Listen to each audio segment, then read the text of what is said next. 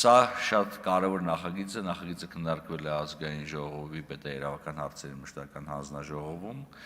Ես հանդես եմ եկել այն ժամանակել որպես հարակից զեկուցող,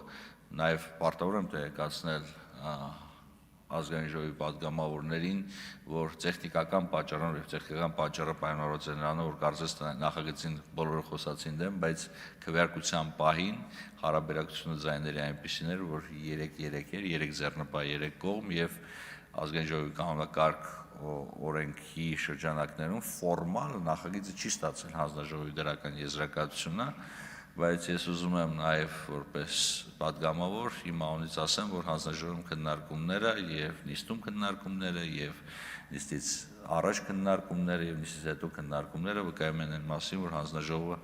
դրական է տրամադրված նախագծին եւ թեև սա հարակից զեկուցողի ելույթ է, որի շրջանակում ես պարզապես պետք է ներկայացնեմ հանձնաժողովի դիրքորոշումով, այն ֆորմալ բացասական է, բայց նաև պետք է կոչ անեմ ձեզ դրական քվեով արժանացնել այս նախագիծը, որտեղ այս նախագիծը չափազանց կարևոր է մեր քաղաքացիների